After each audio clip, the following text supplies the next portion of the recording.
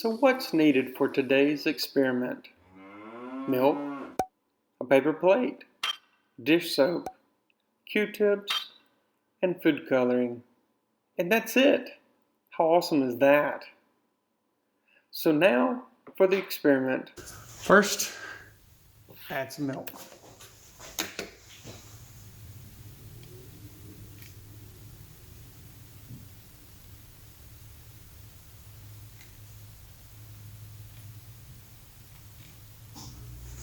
Ta-da!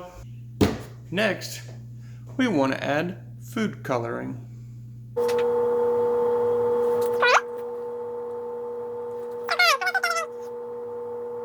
All right, now check that out. Isn't that cool looking? So now what we're going to do is we're going to add a little dish soap to the end of this. Oh yeah, get it nice and ready. Nice and ready. I don't really know how much is necessary, but that's a lot of food coloring. All right, now you ready? Watch this. What? How crazy is that?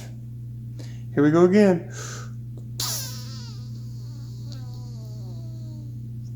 That is awesome. Quick, let's zoom in. Focus. Going again. You shall not pass.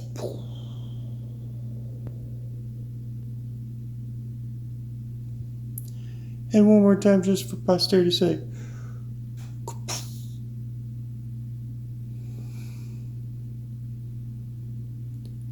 I don't know about you, but I think that's totally rad. It's like a magic wand. How does that even work? It's super cool. So have you ever thought about what is in milk? I mean, it's white stuff. It comes from a cow. So what exactly is it? Well, I wanted to share with you what exactly is milk. Milk is mostly water, right? Well, water, here's a little glass of water. Yay, let's take it. Yep, water. And milk has other things in it than just water. Well, think about a soda pop.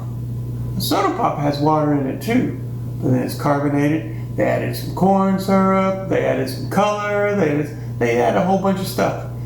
But when you look at it, it looks the same. Milk, it's the same way. It's just white milk, right? So what's in it?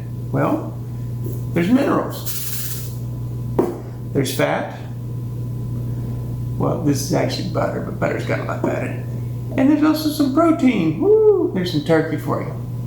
So, I was going to see if it's true. Do you think that all this stuff is what makes up milk? So I was going to try it out. So first, I want to dump in the water.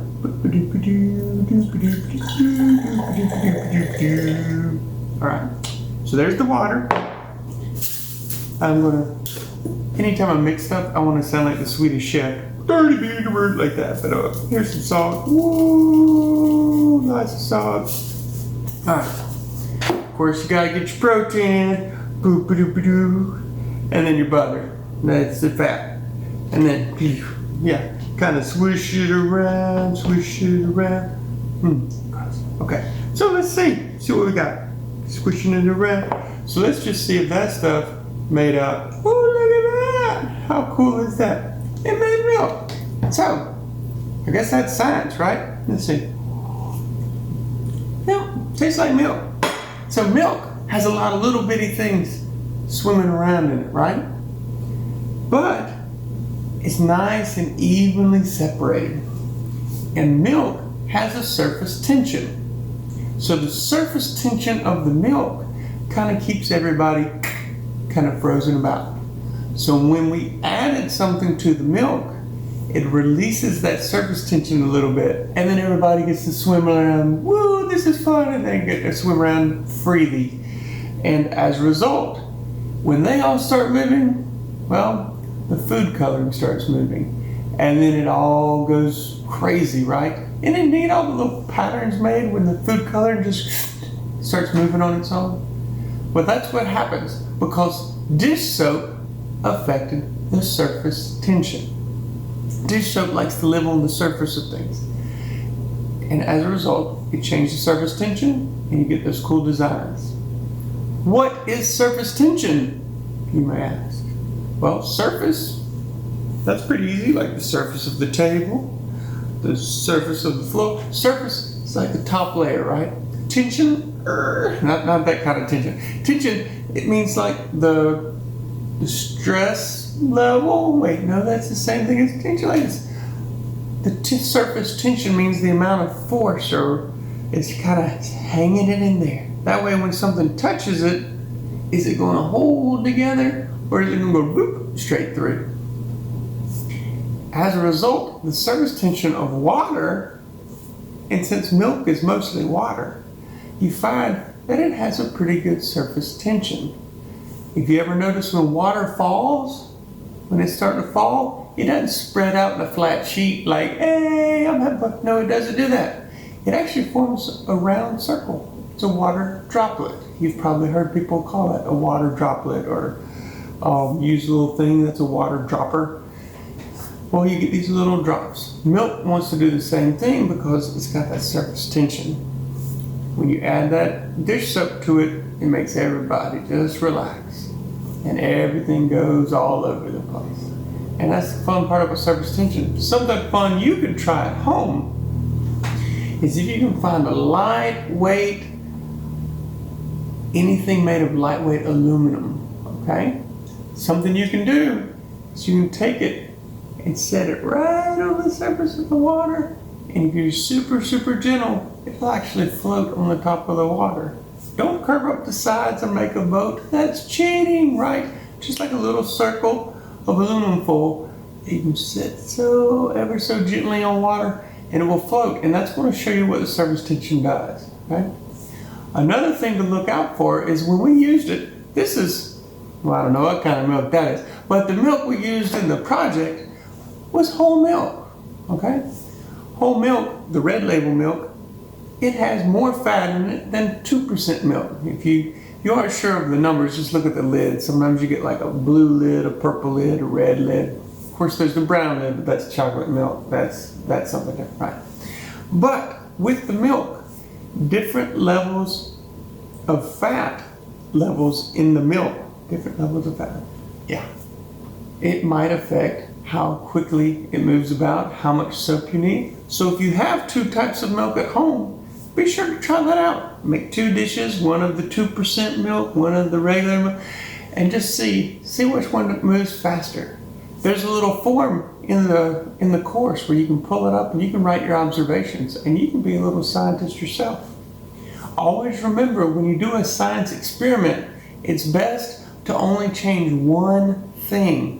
Because if you choose more than one thing to change, well, you don't know what is happening with what, right? So if you just choose that one thing, the kind of milk, and then you use the same number of drops, the same amount of soap, well, then you know this amount of milk was different because of the levels of fat in the milk. That's a good thing to remember your whole way through school, because when you do a science experiment, you participate in the science fair, or even if you're trying to figure out something at home, it's very useful. Just get that one little thing to change, which is called a variable, and then that's going to allow you to solve the problem. You can be very scientific. You look very scientific.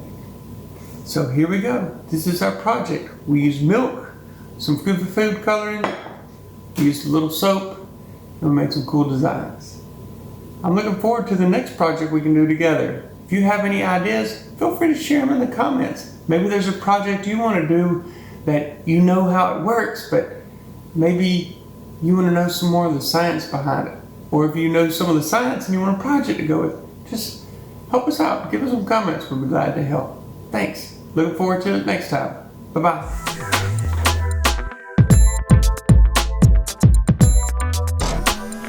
Brought to you by Midnight Ed, in conjunction with Filled with Ore Productions.